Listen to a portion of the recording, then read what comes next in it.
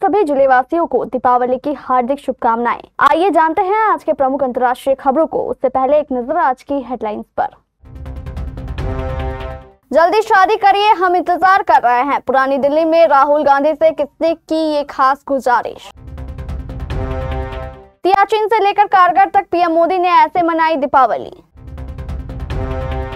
अयोध्या में दीपों की जगमगाहट, रात में दिख रहा है दिन जैसा उजाला। सम्राट चौधरी अनंत सिंह को वोट देने से बेहतर है चुल्लू भर पानी में डूब जाओ, पूर्व केंद्रीय मंत्री आरके सिंह का बड़ा बयान। अफगानिस्तान पाकिस्तान में सीजफायर पर आया सऊदी अरब का बयान। चीन की हालत पतली, रफ्तार को लगा ट्रंप का करंट।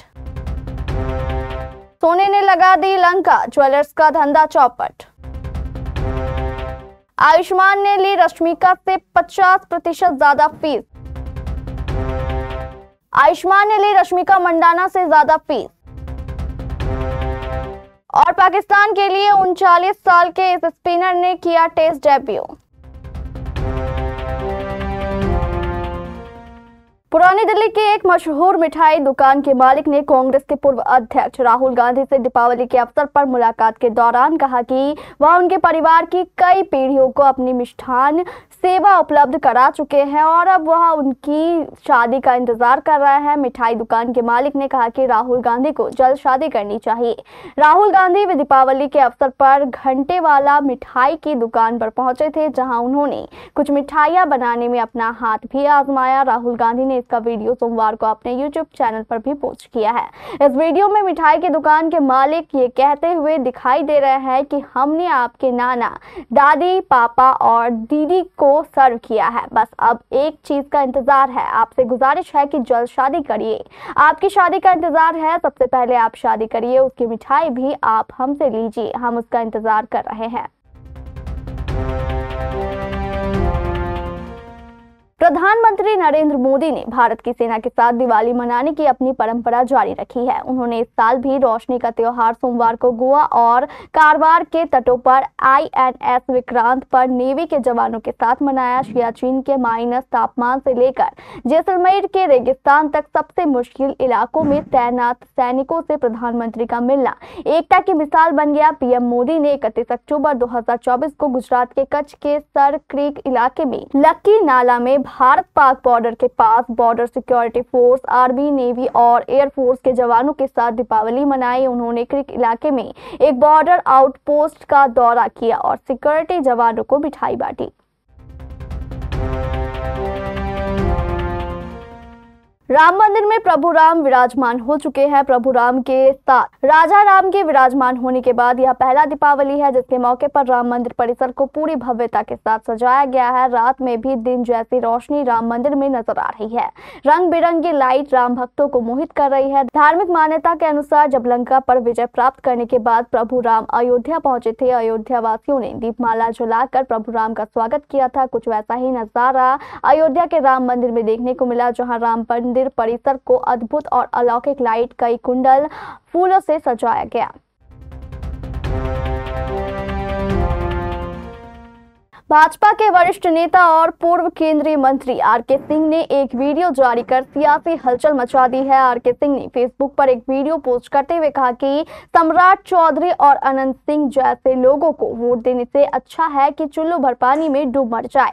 उन्होंने वीडियो में करीब आधे दर्जन ऐसे उम्मीदवारों का नाम लिया जिनकी छवि आपराधिक है। उन्होंने दीपावली की शुभकामनाएं देते हुए लोगों से अपील की है कि वे आपराधिक छवि वाले लोगों को बिल्कुल वोट ना दें। आरके सिंह ने अपने वीडियो में कई नाम लिए हैं और कहा है कि ये लोग आपराधिक छवि वाले प्रत्याशी हैं। उन्होंने लोगों से अपील की है कि दीपावली के पावन मौके पर वे सोच समझकर वोट दें और अपराधी तथा भ्रष्ट सुचावित उम्मीदवारों को मतदान ना दें। सऊदी अरब ने पाकिस्तान और अफगान तालिबान के बीच युद्ध विराम समझौते का स्वागत किया है। कतर की राजधानी दोहा में हुए सीजफायर समझौते को सऊदी अरब ने अफगानिस्तान पाकिस्तान सीमा पर तनाव कम करने की दिशा में अच्छा कदम बताया है। सऊदी अरब ने इस समझौते के कायम रहने और क्षेत्र में अस्थायी शांति की उम्मीद जताई है। सऊदी अरब ने कहा कि दोनों पड़ोसी देशों को चाहिए कि वह बातचीत के जरिए अपने मुद्दों को सुलझाए और अस्थायी शांति की तरफ बढ़े। करीब 10 दिन तक सीमा पर सैन्य संघर्ष के बाद रविवार को पाकिस्तान और अफगानिस्तान के प्रतिनिधिमंडलों ने दोहा में मुलाकात की। चीन की आर्थिक रफ्तार को करंट लग गया है। जुलाई सितंबर में उसकी अर्थव्यवस्था 4.8% बढ़ी। यह एक साल में सबसे धीमी ग्रोथ है। अमेरिका के साथ व्यापार तनाव और कमजोर घरेलू मांग के चलते चीन की इकोनॉमी पर असर पड़ा है।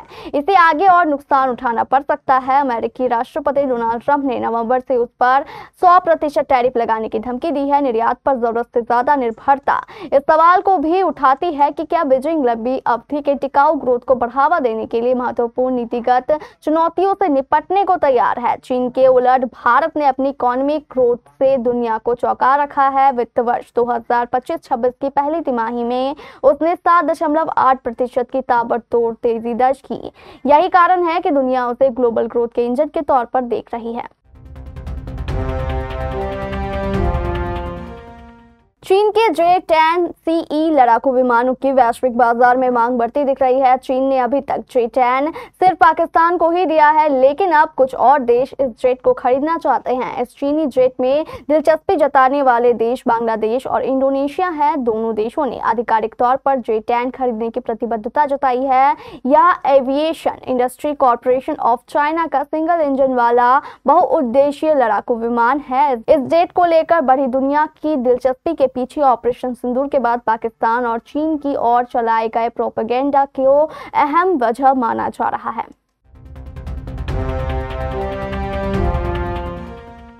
साल 2025 सोने की कीमतों के लिए शानदार साबित हुआ है। इसने शेयर बाजारों को भी पीछे छोड़ दिया। 31 दिसंबर 2024 से 14 अक्टूबर 2025 के बीच MCX गोल्ड फ्यूचर्स में 64% से ज्यादा की तेजी आई। वहीं BSE सेंसेक्स सिर्फ 5% ही बढ़ पाया। सोने की जबरदस्त उछाल का सीधा फायदा gold centric non banking financial कंपनियों को हुआ है। बाजार में इसका परफॉर्मेंस जोरदार रहा। मुथूट फाइनेंस और मनप्पुरम फाइनेंस जैसी कंपनियों ने साल की शुरुआत से अब तक 50.7% और 50.6% का शानदार रिटर्न दिया। इनका दंगल जारी है। वहीं ज्वेलरी कंपनियों को ग्राहकों की घटती मांग की मार झेलनी पड़ी। 2024 में सोने का औसत भाव 95,000 रुपए प्रति 10 ग्राम से ऊपर जाने के कारण आम आदमी ने सोने की खरीदारी कम कर दी है। इसका सीधा असर कंपनियों की बिक्री पर पड़ रहा है। मैडॉक यूनिवर्स की थामा सिनेमाघरों में रिलीज के लिए तैयार है। आयुष्मान खुराना, रश्मिका मंदाना और नवाजुद्दीन सिद्दीकी की थामा 21 अक्टूबर 2025 को सिनेमाघरों में दस्तक दे रही है। इस फिल्म के लिए मेकर्स और स्टार कास्ट जमकर प्रमोशन में जुटे हैं। थामा की स्टार कास्ट की फीस के बारे में बात करें तो थामा के लिए सबसे ज्यादा फीस लेने वालों में बड़ा नाम है आयुष्मान खुराना का। एक्टर ने रश्मिका मंदाना जैसी पैन इंडिया स्टार से भी ज्यादा फीस ली है। जी हां, आयुष्मान और रश्मिका की फीस में जमीन आसमान का अंतर है। एक मीडिया रिपोर्ट के मुताबिक एक्टर ने थामा के लिए 8 से 10 करोड़ रुपए की फीस ली है। यह फीस उन्हें इस फिल्म की हाईएस्ट पेड एक्टर बनाती है। वह नवाज और रश्मिका से भी ज्यादा फीस वसूल कर रहे हैं। पाकिस्तान और दक्षिण अफ्रीका के बीच सोमवार से दूसरा टेस्ट शुरू हो चुका है। पाकिस्तान ने इस मैच के लिए 39 साल के बाएं हाथ के स्पिनर आसिफ अफरीदी को प्लेइंग 11 में शामिल किया। आसिफ इस मैच से टेस्ट डेब्यू कर रहे हैं। स्पॉट फिक्सिंग के लिए 6 महीने का प्रतिबंध झेल चुके अफरीदी ने अभी तक कोई टेस्ट मैच नहीं खेला। पाकिस्तान ने अबरार अहमद की जगह उन्हें प्राथमिकता दी। वह पाकिस्तान के नियमित स्पिनरों बाएं हाथ के नोमान अली और ऑफ स्पिनर साजिद खान के साथ मिलकर स्पिन विभाग की जिम्मेदारी संभालेंगे। अफरीदी पर घरेलू क्रिकेट में स्पॉट फिक्सिंग में शामिल होने के कारण 1 वर्ष का प्रतिबंध लगाया गया था और 6 महीने तक वह इस प्रतिबंध को झेलते रहे, जिसके बाद पाकिस्तान क्रिकेट बोर्ड ने उन्हें वापसी की अनुमति दे दी। बोर्ड ने हालांकि उन पर लगे प्रतिबंध में ढील देने का कोई कारण नहीं बताया। पाकिस्तान ने पहला टेस्ट मैच 94 रन से जीता था।